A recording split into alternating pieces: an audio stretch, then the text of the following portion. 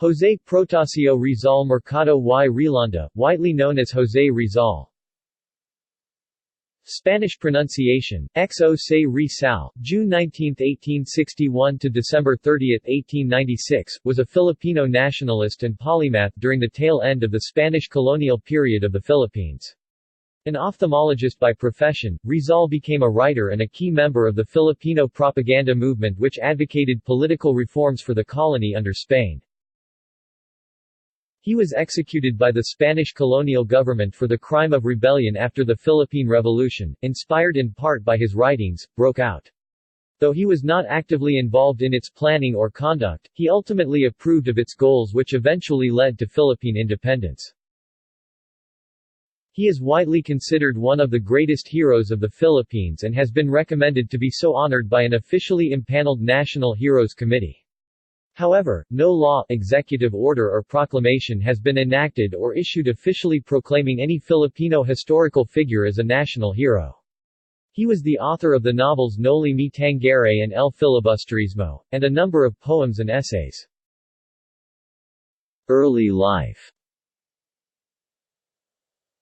José Rizal was born in 1861 to Francisco Rizal Mercado y Alejandro and Teodora Alonso Rilanda y Quintos in the town of Calamba in Laguna Province. He had 9 sisters and 1 brother. His parents were leaseholders of a hacienda and an accompanying rice farm by the Dominicans. Both their families had adopted the additional surnames of Rizal and Rilanda in 1849, after Governor-General Narciso Claveria y Zaldua decreed the adoption of Spanish surnames among the Filipinos for census purposes, though they already had Spanish names. Like many families in the Philippines, the Rizals were of mixed origin. José's patrilineal lineage could be traced back to Fujian in China through his father. S. ancestor Lam Ko, a Chinese merchant who immigrated to the Philippines in the late 17th century. Lam Ko traveled to Manila from Amoy, China, possibly to avoid the famine or plague in his home district, and more probably to escape the Manchu invasion. He finally decided to stay in the islands as a farmer. In 1697, to escape the bitter anti-Chinese prejudice that existed in the Philippines, he converted to Catholicism, changed his name to Domingo Mercado and married the daughter of Chinese friend Agustin Chin Ko. On his mother's side, Rizal's ancestry included Chinese, Japanese and Tagalog blood. His mother's lineage can be traced to the affluent Florentina family of Chinese mestizo families originating in Baliwag, Bulacan. José Rizal also had Spanish ancestry. His grandfather was a half-Spaniard engineer named Lorenzo Alberto Alonso. From an early age, José showed a precocious intellect. He learned the alphabet from his mother at 3, and could read and write at age 5. Upon enrolling at the Ateneo Municipal de Manila, he dropped the last 3 names that made up his full name, on the advice of his brother, Paciana and the Mercado family, thus rendering his name as José Protasio Rizal. Of this, he later wrote, "My family never paid much attention to our second surname Rizal, but now I had to use it, thus giving me the appearance of an illegitimate child." This was to enable him to travel freely and disassociate him from his brother, who had gained notoriety with his earlier links to Filipino priests Mariano Gomez, José Burgos and Jacinto Zamora, popularly known as Gomburza, who had been accused and executed for treason. Despite the name change, José, as Rizal, soon distinguished himself in poetry writing contests, impressing his professors with his facility with Castilian and other foreign languages, and later, in writing essays that were critical of the Spanish historical accounts of the pre-colonial Philippine societies. Indeed, by 1891, the year he finished his El Filibusterismo, this second surname had become so well known that, as he writes to another friend, "All my family now carry the name Rizal instead of Mercado because the name Rizal means persecution. Good. I too want to join them and be worthy of this family name."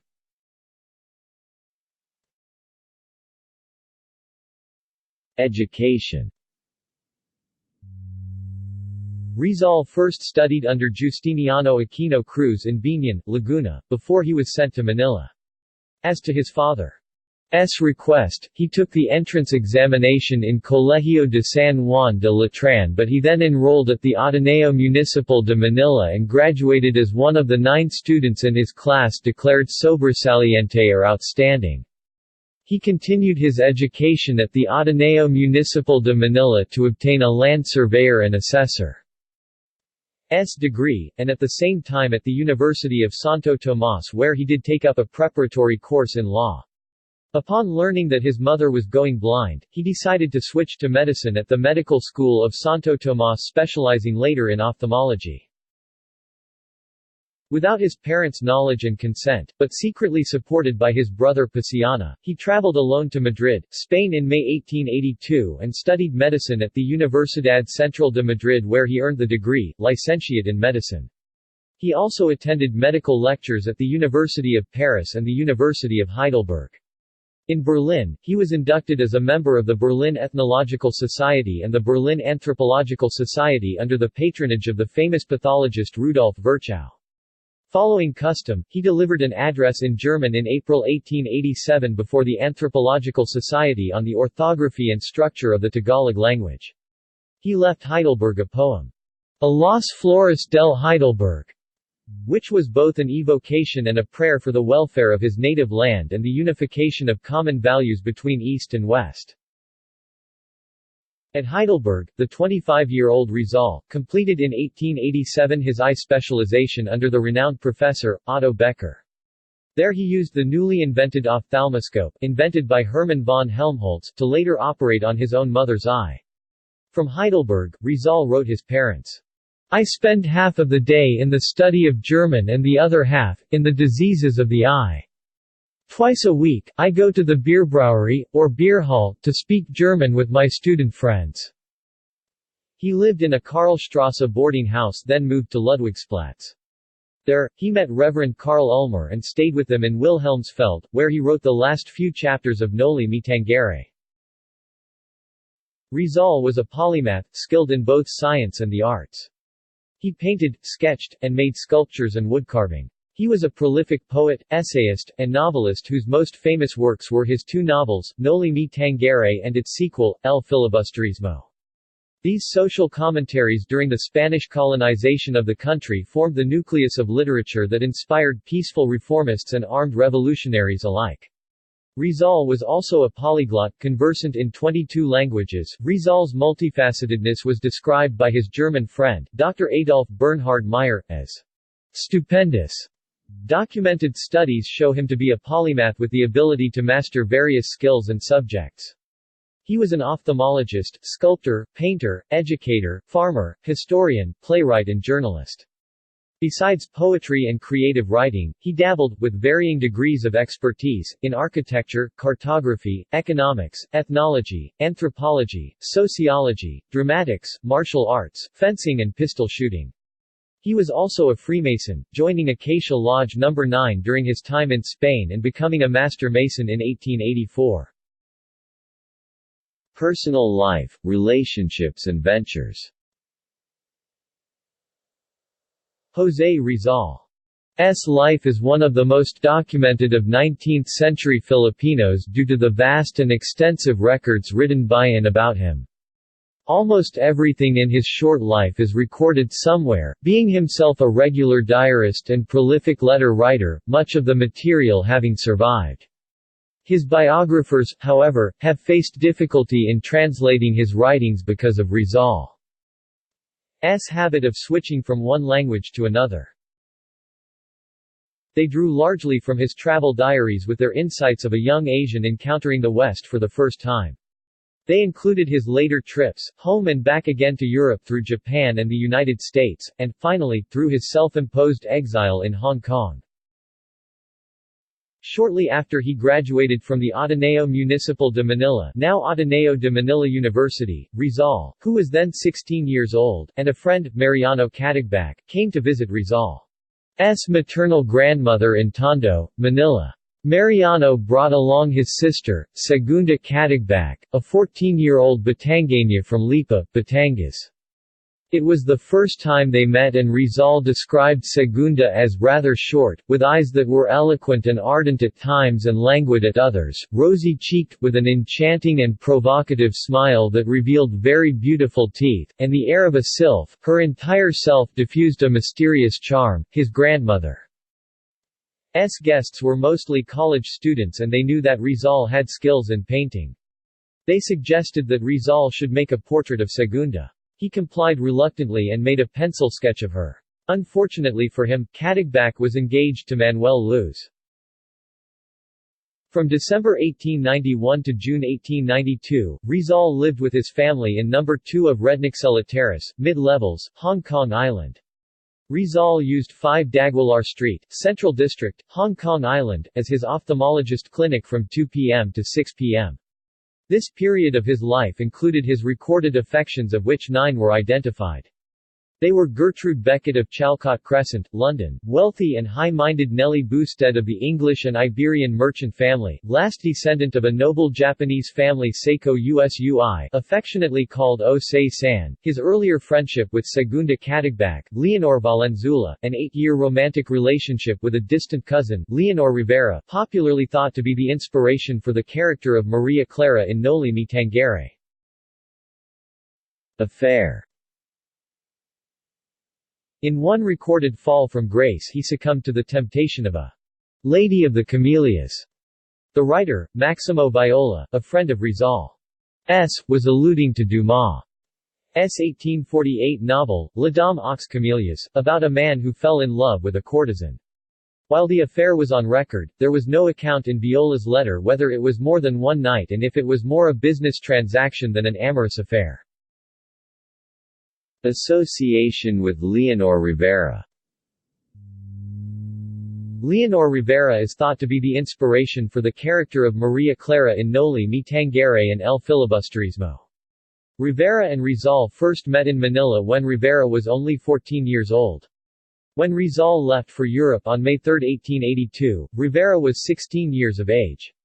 Their correspondence began when Rizal left a poem for Rivera saying farewell. The correspondence between Rivera and Rizal kept him focused on his studies in Europe.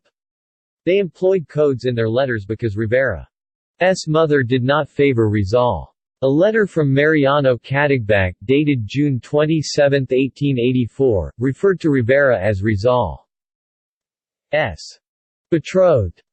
Katigbak described Rivera as having been greatly affected by Rizal's departure, frequently sick because of insomnia. When Rizal returned to the Philippines on August 5, 1887, Rivera and her family had moved back to Dagupan, Pangasinan. Rizal was forbidden by his father Francisco Mercado to see Rivera in order to avoid putting the Rivera family in danger because at the time Rizal was already labeled by the Criollo elite as a filibustero or subversive because of his novel Noli Me Tangere.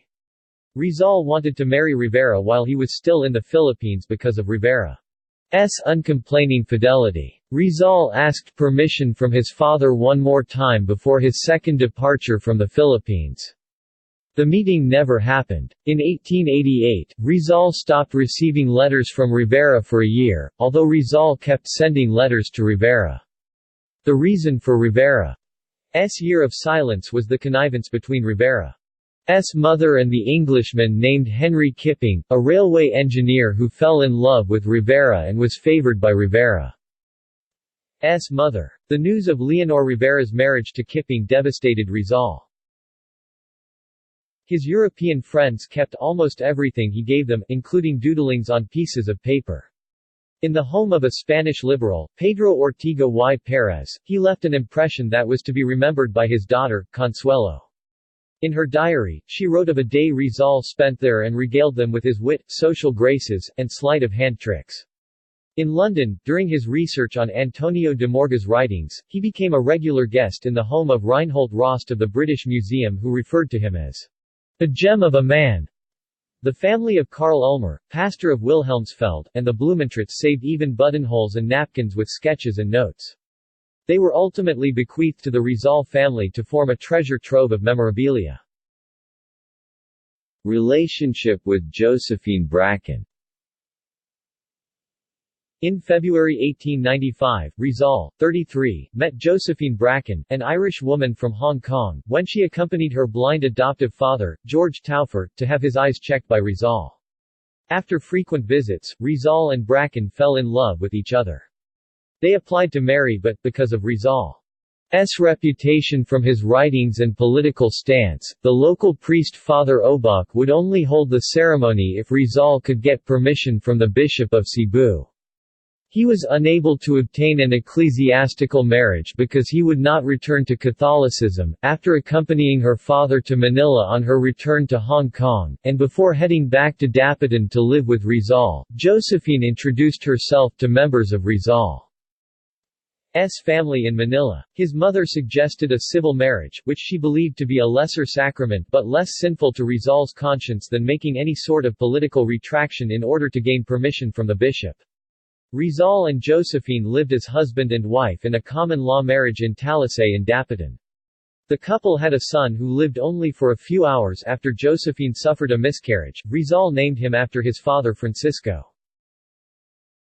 In Brussels and Spain, 1890–92.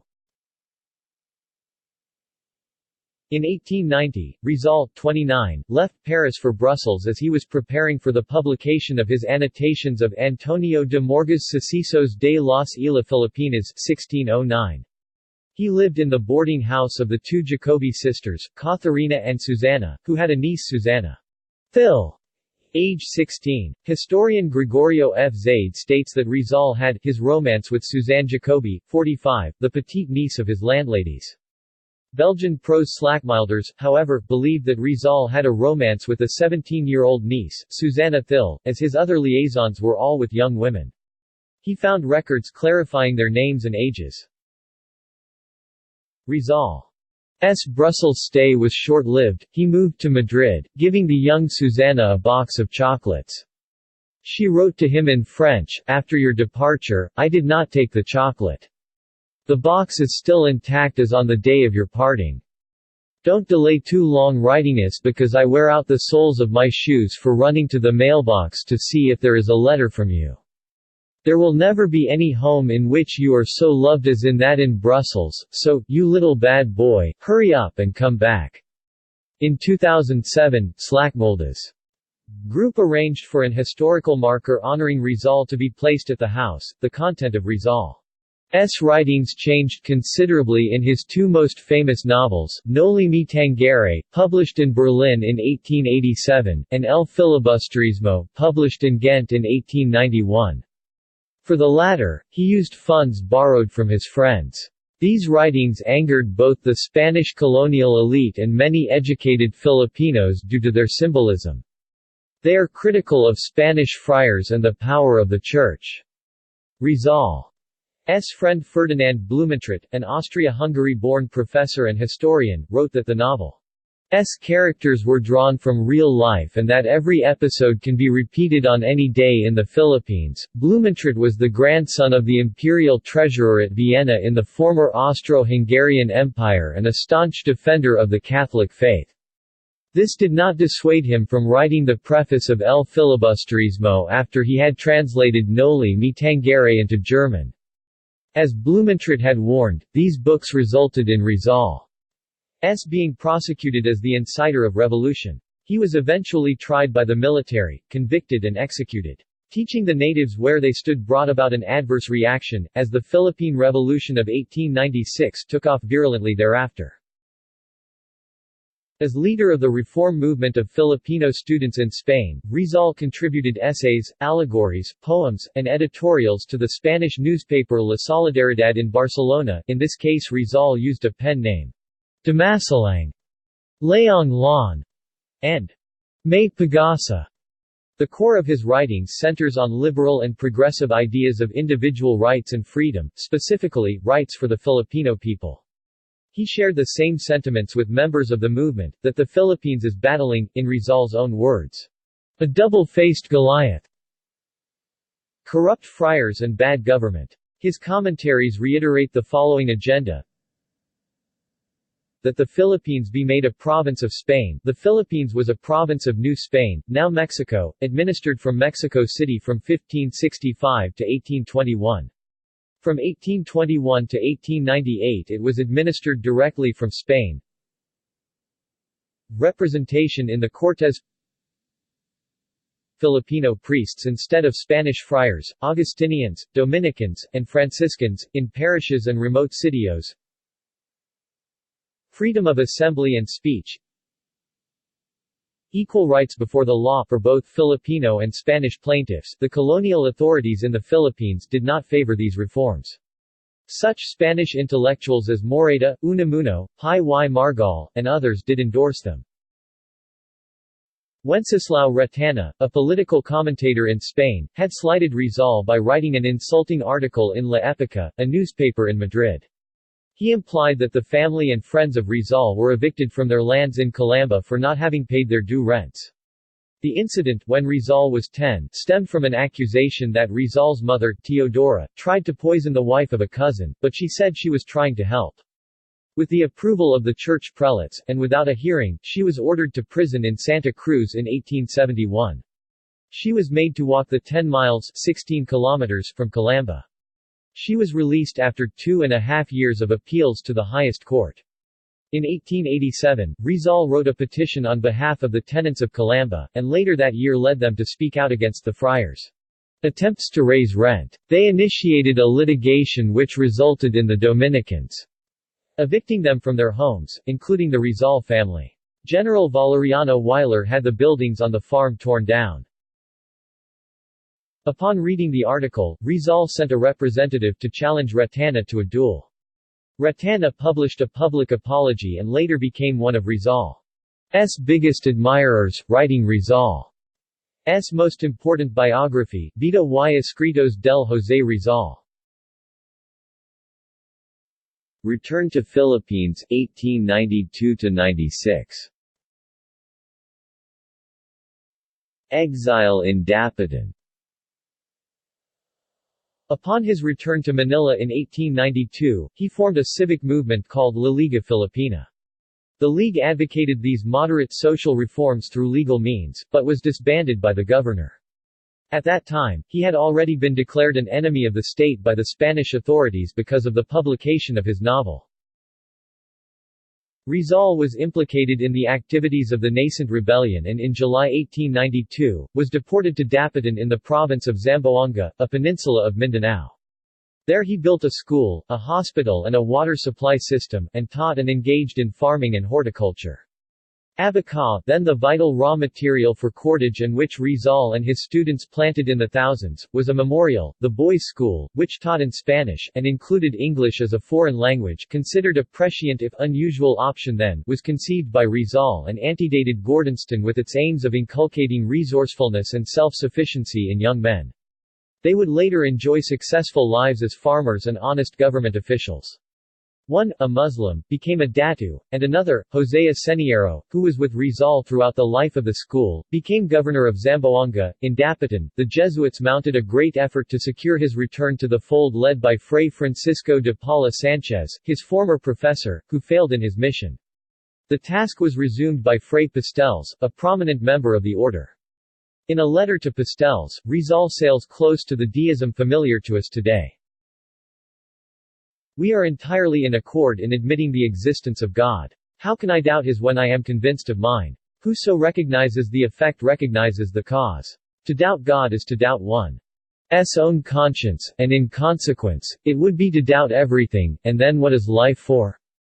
Now then, my faith in God, if the result of a ratiocination may be called faith, is blind, blind in the sense of knowing nothing. I neither believe nor disbelieve the qualities which many attribute to him, before theologians and philosophers. Definitions and lucubrations of this ineffable and inscrutable being I find myself smiling. Faced with the conviction of seeing myself confronting the supreme problem, which confused voices seek to explain to me, I cannot but reply, it could be, but the God that I foreknow is far more grand, far more good, plus supra I believe in revelation, but not in revelation or revelations which each religion or religions claim to possess. Examining them impartially, comparing them and scrutinizing them, one cannot avoid discerning the human fingernail, and the stamp of the time in which they were written. No, let us not make God in our image, poor inhabitants that we are of a distant planet lost in infinite space. However brilliant and sublime our intelligence may be, it is scarcely more than a small spark which shines and in an instant is extinguished, and it alone can give us no idea of that blaze, that conflagration, that ocean of light. I believe in revelation, but in that living revelation which surrounds us on every side, in that voice, mighty, eternal, unceasing, incorruptible, clear, distinct, universal as is the being from whom it proceeds, in that revelation which speaks to us and penetrates us from the moment we are born until we die. What books can better reveal to us the goodness of God, His love, His providence, His eternity, His glory, His wisdom? The heavens declare the glory of God, and the firmament showeth His handiwork. His best friend, Professor Ferdinand Blumentritt, kept him in touch with European friends and fellow scientists who wrote a stream of letters which arrived in Dutch, French, German and English and which baffled the censors, delaying their transmittal. Those 4 years of his exile coincided with the development of the Philippine Revolution from inception and to its final breakout, which, from the viewpoint of the court which was to try him, suggested his complicity in it. He condemned the uprising, although all the members of the Katipunan had made him their honorary president and had used his name as a cry for war, unity, and liberty. He is known to making the resolution of bearing personal sacrifice instead of the incoming revolution, believing that a peaceful stand is the best way to avoid further suffering in the country and loss of Filipino lives. In Rizal's own words, I consider myself happy for being able to suffer a little for a cause which I believe to be sacred. I believe further that in any undertaking, the more one suffers for it, the surer its success. If this be fanaticism, may God pardon me, but my poor judgment does not see it as such. In Dapitan, Rizal wrote, Haec est Sabila Cumana, a parlor game for his students, with questions and answers for which a wooden top was used. In 2004, Jean-Paul Verstraeten traced this book and the wooden top, as well as Rizal's personal watch, spoon and psalter. Arrest and trial. By 1896, the rebellion fomented by the Katipunan, a militant secret society, had become a full-blown revolution, proving to be a nationwide uprising. Rizal had earlier volunteered his services as a doctor in Cuba and was given leave by Governor-General Ramon Blanco to serve in Cuba to minister to victims of yellow fever. Rizal and Josephine left Dapitan on August 1, 1896, with letter of recommendation from Blanco. Rizal was arrested en route to Cuba via Spain and was imprisoned in Barcelona on October 6, 1896. He was sent back the same day to Manila to stand trial as he was implicated in the revolution through his association with members of the Katipunan. During the entire passage, he was unchained, no Spaniard laid a hand on him, and had many opportunities to escape, but refused to do so. While imprisoned in Fort Santiago, he issued a manifesto disavowing the current revolution in its present state and declaring that the education of Filipinos and their achievement of a national identity were prerequisites to freedom. Rizal was tried before a court-martial for rebellion, sedition, and conspiracy, was convicted on all 3 charges, and sentenced to death. Blanco, who was sympathetic to Rizal, had been forced out of office. The friars, led by then Archbishop of Manila Bernardino Nazaleta, had intercalated Camilo de Polavieja in his stead, as the new Spanish Governor-General of the Philippines after pressuring Queen Regent Maria Cristina of Spain, thus sealing Rizal's fate. Execution. Moments before his execution on December 30, 1896, by a squad of Filipino soldiers of the Spanish Army, a backup force of regular Spanish Army troops stood ready to shoot the executioners should they fail to obey orders. The Spanish Army Surgeon General requested to take his pulse, it was normal. Aware of this, the sergeant commanding the backup force hushed his men to silence when they began raising vivas with the highly partisan crowd of Peninsular and Mestizo Spaniards. His last words were those of Jesus Christ. consummatum est. It is finished. He was secretly buried in Paco Cemetery in Manila with no identification on his grave. His sister Narcissa toured all possible gravesites and found freshly turned earth at the cemetery with guards posted at the gate. Assuming this could be the most likely spot, there never having any ground burials, she made a gift to the caretaker to mark the site. R.P.J. Rizal's initials in reverse. His undated poem Mi Ultimo Adios, believed to have been written a few days before his execution, was hidden in an alcohol stove, which was later handed to his family with his few remaining possessions, including the final letters and his last bequests. During their visit, Rizal reminded his sisters in English, "There is something inside it," referring to the alcohol stove given by the Pardo de Taveras which was to be returned after his execution, thereby emphasizing the importance of the poem. This instruction was followed by another, "Look in my shoes," in which another item was secreted. Exhumation of his remains in August 1898, under American rule, revealed he had been uncoffined, his burial not on sanctified ground granted the confessed faithful, and whatever was in his shoes had disintegrated. And now he is buried in Rizal Monument in Manila. In his letter to his family he wrote, "Treat our aged parents as you would wish to be treated. Love them greatly in memory of me." December 30, 1896. He gave his family instructions for his burial. "Bury me in the ground. Place a stone and a cross over it. My name, the date of my birth and of my death. Nothing more. If later you wish to surround my grave with a fence, you can do it. No anniversaries." In his final letter, to Blumentritt, "Tomorrow at 7, I shall be shot, but I am innocent of the crime of rebellion. I am going to die with a tranquil conscience." Rizal is believed to be the first Filipino revolutionary whose death is attributed entirely to his work as a writer, and through dissent and civil disobedience enabled him to successfully destroy Spain's moral primacy to rule. He also bequeathed a book, personally bound by him in Dapitan to his best and dearest friend. When Blumentritt received it in his hometown Litamaris, he broke down and wept. Works and writings. Rizal wrote mostly in Spanish, the lingua franca of the Spanish Philippines, though some of his letters, for example Sa Mga Kababayhang Taga Malalos, were written in Tagalog. His works have since been translated into a number of languages including Tagalog and English. Novels and essays. Noli Me Tangere, novel, 1887, literally Latin for "Touch Me Not", from John chapter 20 verse 17. El Filibusterismo, novel, 1891, sequel to Noli Me Tangere.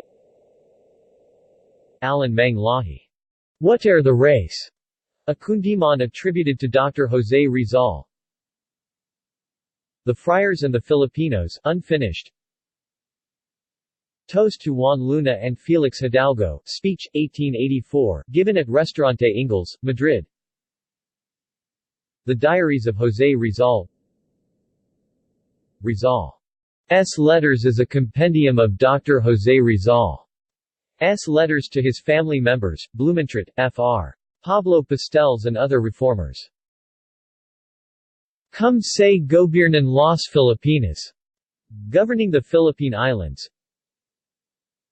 Filipinas dentro de 100 años essay, 1889-90, The Philippines a Century Hence. La Indolencia de los Filipinos, essay, 1890, The Indolence of Filipinos. Makamisa unfinished novel. Sa Mga Kababayhang Taga Malalos, essay, 1889, To the Young Women of Malolos. Annotations to Antonio de Moragas, Sucesos de las Islas Filipinas, essay, 1889, Events in the Philippine Islands. Poetry. A la Juventud Filipina, to the Philippine Youth. El Canto del Viajero. Brial Crismerl. Canto de Maria Clara.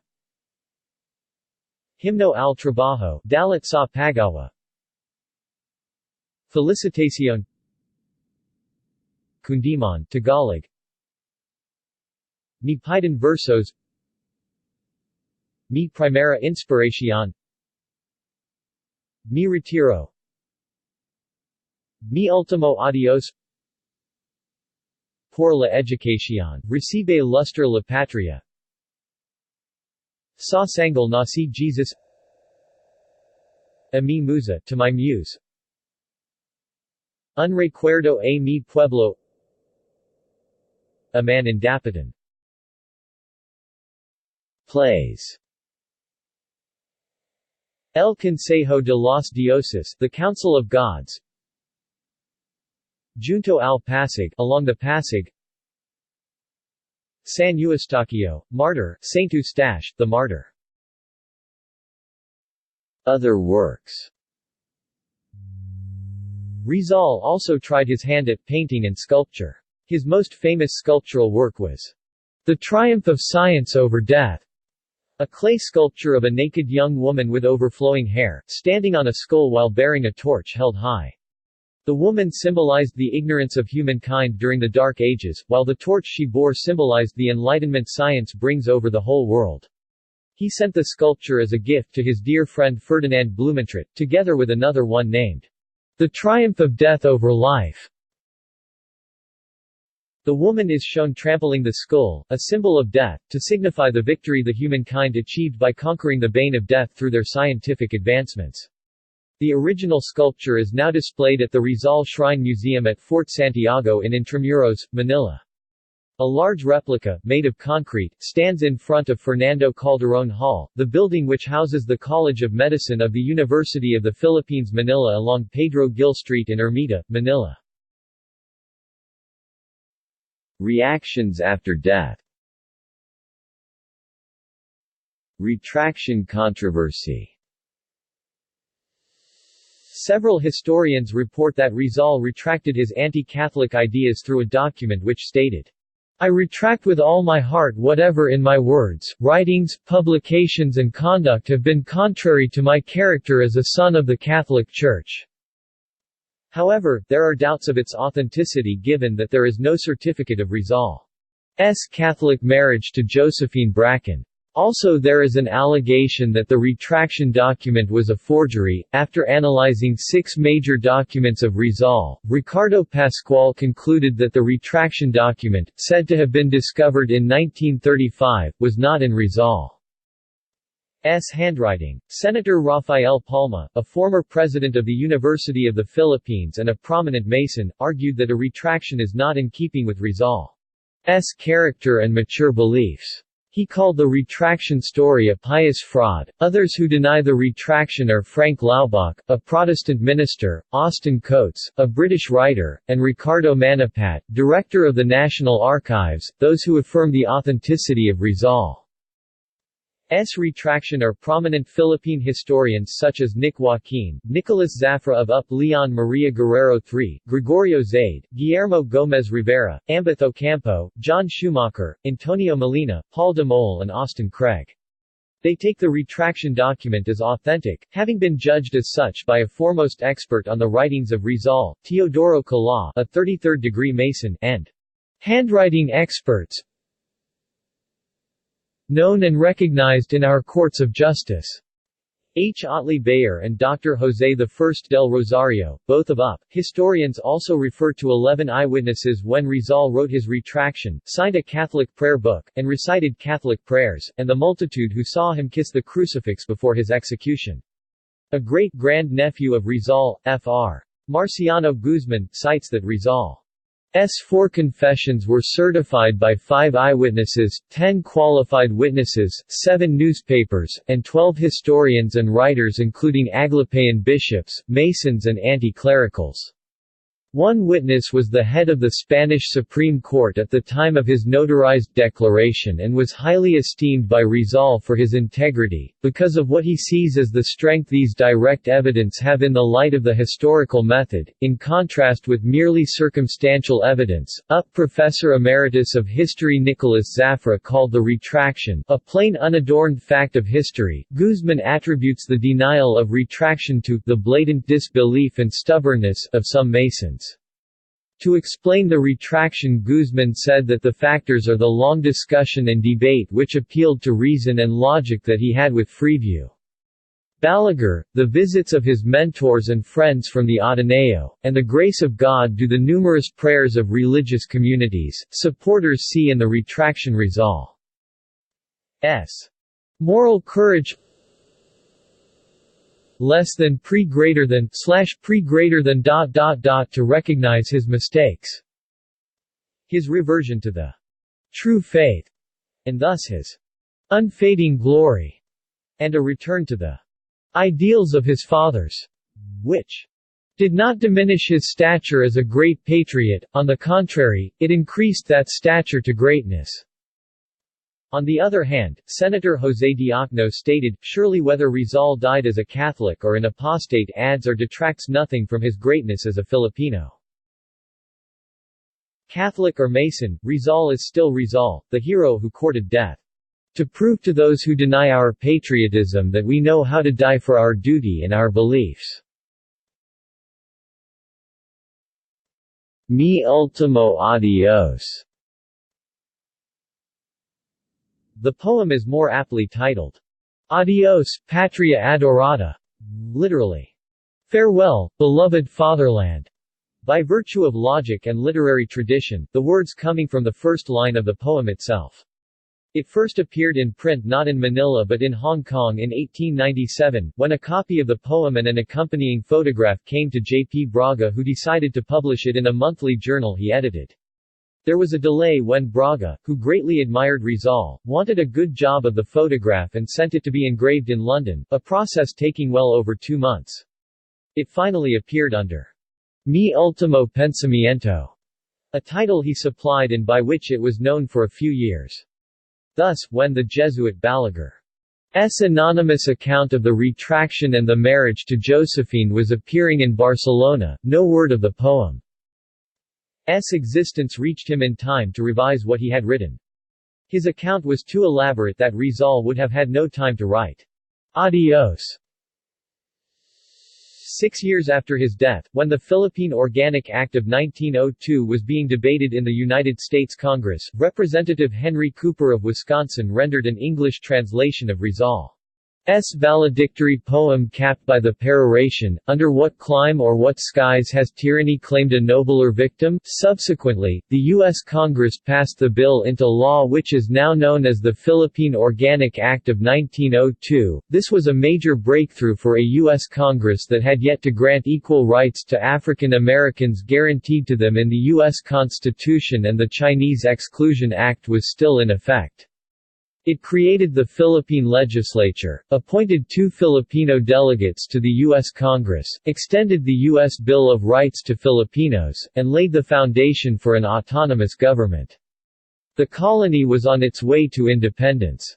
The Americans, however, would not sign the bill into law until 1916 and did not recognize Philippine independence until the Treaty of Manila in 1946, 50 years after Rizal's death. This same poem, which has inspired independence activists across the region and beyond, was recited, in its Indonesian translation by Rosahan Anwar, by Indonesian soldiers of independence before going into battle. Later life of Bracken. Josephine Bracken, whom Rizal addressed as his wife on his last day, promptly joined the revolutionary forces in Cavite province, making her way through thicket and mud across enemy lines, and helped reloading spent cartridges at the arsenal in Imus under the revolutionary general Pantaleon Garcia. Imus came under threat of recapture that the operation was moved, with Bracken, to Maragondon, the mountain redoubt in Cavite. She witnessed the Tejeros Convention prior to returning to Manila and was summoned by the Governor-General, but owing to her stepfather's American citizenship she could not be forcibly deported. She left voluntarily, returning to Hong Kong. She later married another Filipino, Vicente Abad, a mestizo acting as agent for the Tabacalera firm in the Philippines. She died of tuberculosis in Hong Kong in March 15, 1902, and was buried at the Happy Valley Cemetery. She was immortalized by Rizal in the last stanza of Mi Ultimo Adios. Farewell, sweet stranger, my friend, my joy. Polavieja and Blanco. Polavieja faced condemnation by his countrymen after his return to Spain. While visiting Girona, in Catalonia, circulars were distributed among the crowd bearing Rizal's last verses, his portrait, and the charge that Polavieja was responsible for the loss of the Philippines to Spain. Ramon Blanco later presented his sash and sword to the Rizal family as an apology. Criticism and controversies.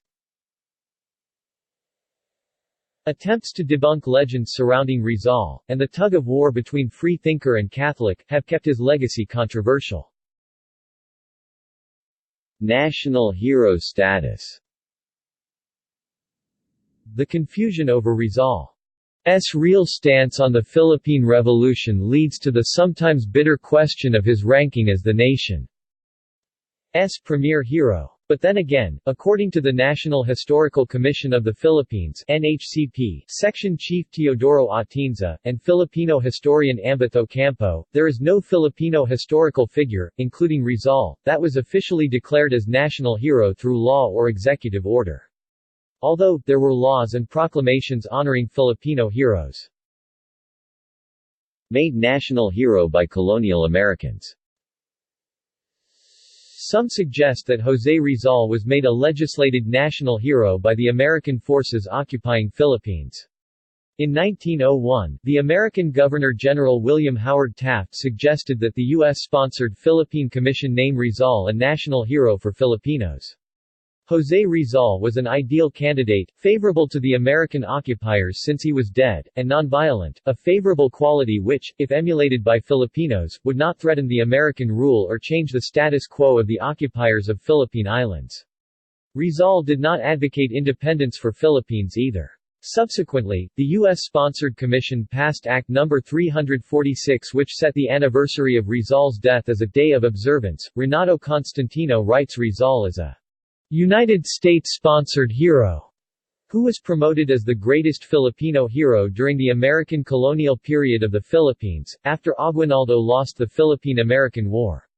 The United States promoted Rizal, who represented peaceful political advocacy, in fact, repudiation of violent means in general, instead of more radical figures whose ideas could inspire resistance against American rule. Rizal was selected over Andrés Bonifacio who was viewed too radical, and Apolinario Mabini who was considered unregenerate. Made national hero by Emilio Aguinaldo. On the other hand, numerous sources quote that it was General Emilio Aguinaldo, and not the Second Philippine Commission, who first recognized December 30 as National Day of Mourning in memory of Rizal and other victims of Spanish tyranny. As per them, the first celebration of Rizal Day was held in Manila on December 30, 1898, under the sponsorship of the Club Filipino. The veracity of both claims seems to be justified and hence difficult to ascertain. However, most historians agree that a majority of Filipinos were unaware of Rizal during his lifetime, as he was a member of the richer elite classes. He was born in an affluent family, had lived abroad for nearly as long as he had lived in the Philippines, and wrote primarily in an elite language. At that time, Tagalog and Cebuano were the languages of the masses, about ideals as lofty as freedom. The masses were more concerned about day-to-day issues like earning money and making a living, something which has not changed much today. Teodoro Agoncillo opines that the Philippine national hero, unlike those of other countries, is not the leader of its liberation forces. He gives the opinion that Andrés Bonifacio not replace Rizal as national hero, like some have suggested, but that be honored alongside him. Constantino's analysis has been criticized for its polemicism and inaccuracies regarding Rizal. The historian Rafael Palma contends that the revolution of Bonifacio is a consequence wrought by the writings of Rizal and that although the Bonifacio's revolver produced an immediate outcome, the pen of Rizal generated a more lasting achievement. Critiques of books. Others present him as a man of contradictions. Miguel de Unamuno in Rizal, the Tagalog Hamlet, said of him, a soul that dreads the revolution although deep down desires it. He pivots between fear and hope, between faith and despair. His critics assert this character flaw is translated into his two novels where he opposes violence in Noli and appears to advocate it in Fili, contrasting Ibarra's idealism to Simon's cynicism. His defenders insist this ambivalence is trounced when Simon is struck down in the sequel's final chapters, reaffirming the author's resolute stance: pure and spotless must the victim be if the sacrifice is to be acceptable. Many thinkers tend to find the characters of Maria Clara and Ibarra, Noli Me Tangere, poor role models, Maria Clara being too frail, and young Ibarra being too accepting of circumstances, rather than being courageous and bold. In El Filibusterismo, Rizal had Father Florentino say, "Our liberty will not be secured at the sword's point less than pre greater than / pre greater than ... we must secure it by making ourselves worthy of it. And when a people reaches that height, God will provide a weapon, the idols will be shattered, tyranny will crumble like a house of cards and liberty will shine out like the first dawn." Rizal's attitude to the Philippine Revolution is also debated, not only based on his own writings, but also due to the varying eyewitness accounts of Pio Valenzuela, a doctor who in 1895 had consulted Rizal in Dapitan on behalf of Bonifacio and the Katipunan. Role in the Philippine Revolution.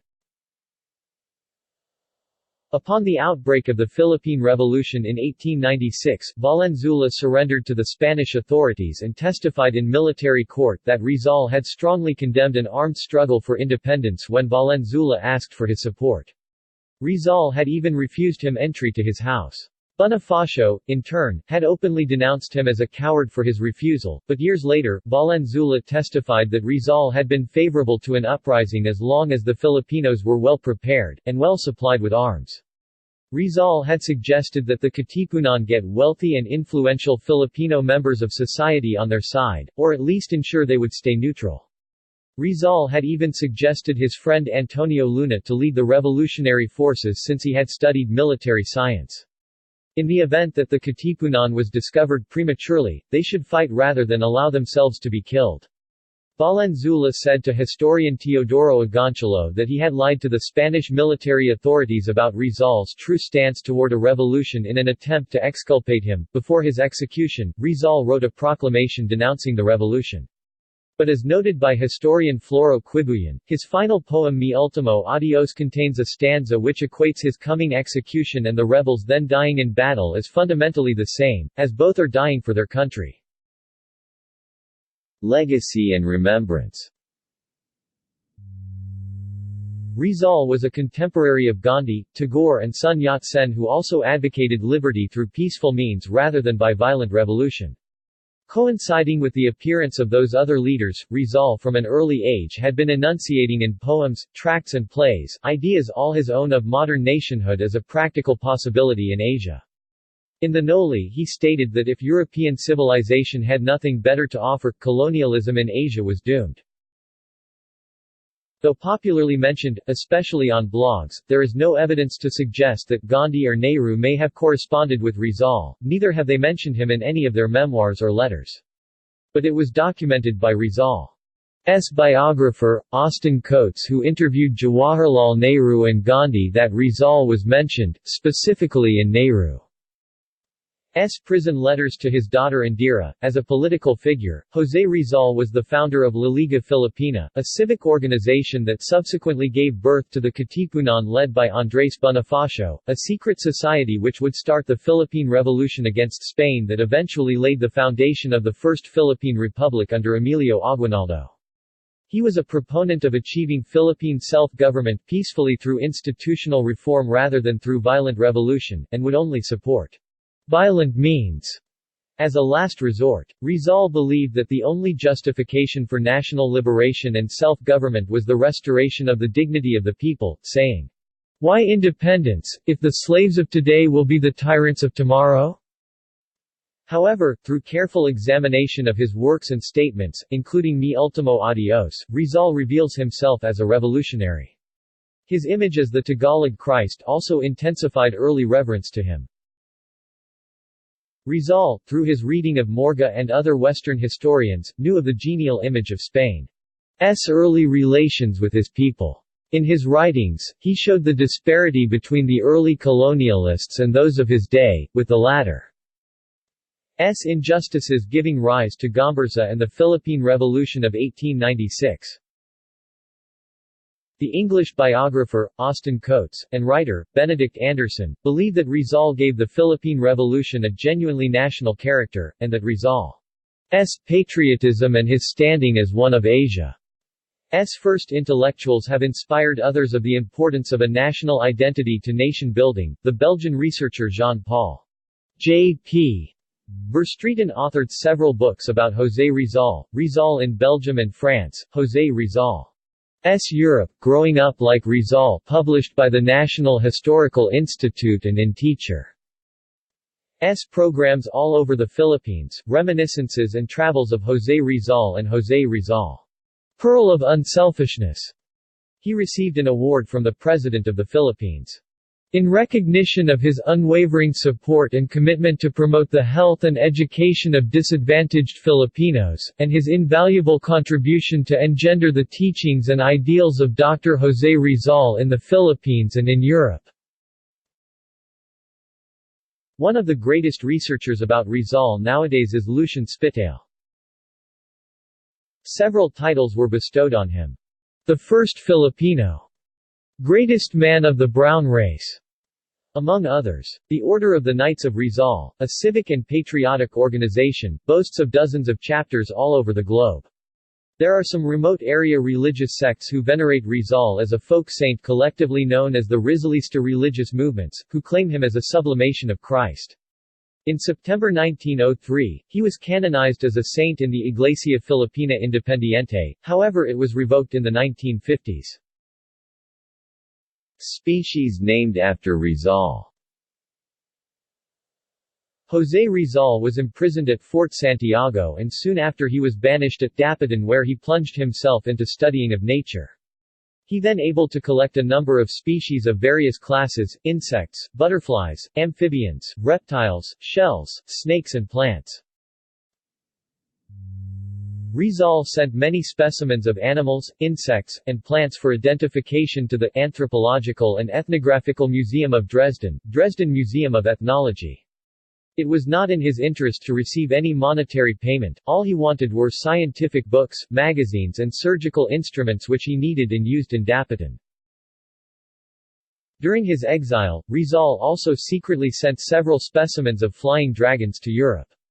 He believed that they were a new species. The German zoologist Benno Wandalik named them Draco rizali after Rizal. However, it has since been discovered that the species had already been described by the Belgian-British zoologist George Albert Boulanger in 1885 as Draco gentheri. There are 3 species named after Rizal.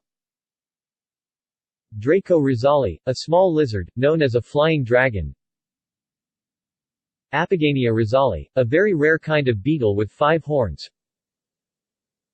Rhacophorus rizali, a peculiar frog species. Rhacophorus rizali. Historical commemoration. Although his field of action lay in politics, Rizal's real interests lay in the arts and sciences, in literature and in his profession as an ophthalmologist. Shortly after his death, the Anthropological Society of Berlin met to honor him with a reading of a German translation of his farewell poem and Dr. Rudolf Virchow delivering the eulogy. The Rizal Monument now stands near the place where he fell at the Luneta in Bagumbayan, which is now called Rizal Park, a national park in Manila. The monument, which also contains his remains, was designed by the Swiss Richard Kissling of the William Tell Sculpture in Altdorf, Uri. The monument carries the inscription, "I want to show to those who deprive people the right to love of country, that when we know how to sacrifice ourselves for our duties and convictions, death does not matter if one dies for those one loves, for his country and for others dear to him." The Taft Commission in June 1901 approved Act 137 renaming the district of Morong into the province of Rizal. Today, the wide acceptance of Rizal is evidenced by the countless towns, streets, and numerous parks in the Philippines named in his honor.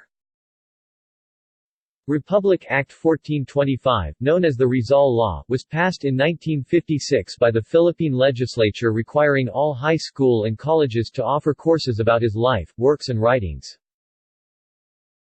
Monuments erected in his honor can be found in Madrid, Tokyo, Wilhelmsfeld, Germany, Xinjiang, Fujian, China, Chicago, Jersey City, Cherry Hill Township, New Jersey, Honolulu, San Diego, Los Angeles including the suburbs Carson and West Covina, both near Seafood City, Mexico City, Mexico, Lima, Peru, Litomaris, Czech Republic, Toronto, Montreal, Quebec, Canada. A two-sided marker bearing a painting of Rizal by Fabian de la Rosa on one side and a bronze bust relief of him by Philippine artist Guillermo Tolentino stands at the Asian Civilizations Museum Green, marking his visits to Singapore in 1882, 1887, 1891 and 1896. A Rizal bronze bust was erected at La Molina district, Lima, Peru, designed by Czech sculptor Hanstroff, mounted atop a pedestal base with 4 inaugural plaque markers with the following inscription on one. Dr. José P. Rizal, Héroe Nacional de Filipinas, Nacionalista, Reformador Political, Escritor, Linguística y Poeta, 1861–1896. A Rizal bust sits in front of the Filipino-American Council of Chicago, celebrating a one-day visit Dr. Rizal made to Chicago on May 11, 1888, as seen below. A plaque marks the Heidelberg building where he trained with Professor Becker while in Wilhelmsfeld. There is a small Rizal Park in that city where a bronze statue of Rizal stands. The street where he lived was also renamed after him. A sandstone fountain in Pastor Ulmer's house garden where Rizal lived in Wilhelmsfeld, was given to the Philippine government and is now located at Rizal Park in Manila. Throughout 2011, the National Historical Institute and other institutions organized several activities commemorating the 150th birth anniversary of Rizal, which took place on June 19 of that year.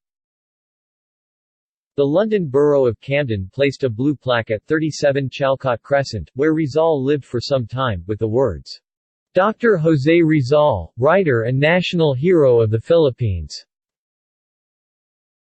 A monument in honor of Rizal was planned in Rome. In the city of Philadelphia, the City of Murals first Filipino mural in the U.S. East Coast honoring José Rizal was to be unveiled to the public in time for Rizal's sesquicentennial year-long celebration. A street in Chanakyapuri, the diplomatic enclave of New Delhi, India, is named Dr. José P. Rizal Marg.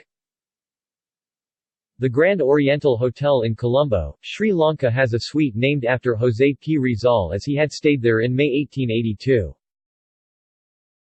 Nearly every town and city in the Philippines contains a street named after Rizal, Rizal Street and Rizal Avenue.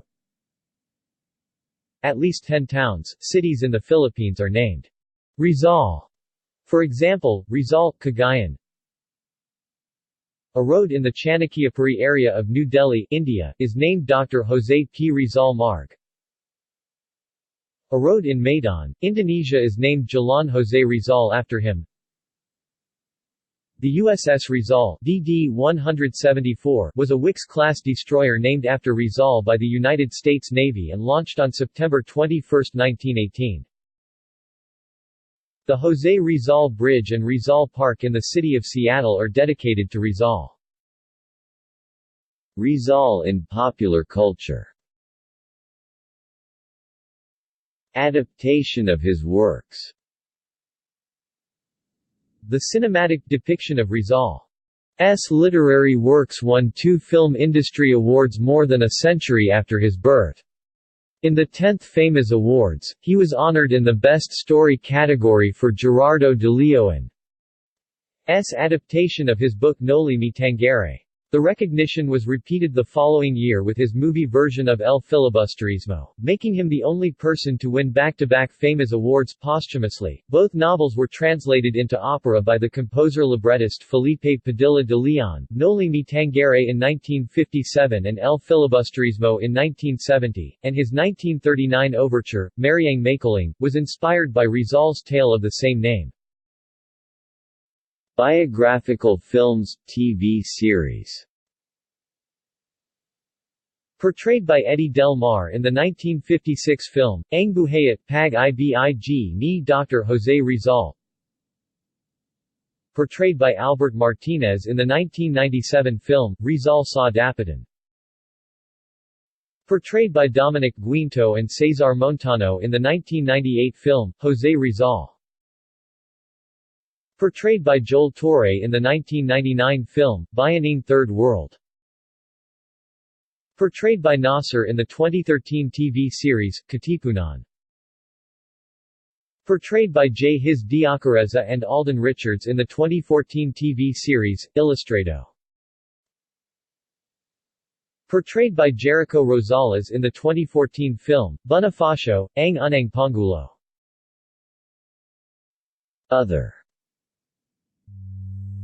Rizal appeared in the 1999 video game Medal of Honor as a secret character in multiplayer, alongside other historical figures such as William Shakespeare and Winston Churchill.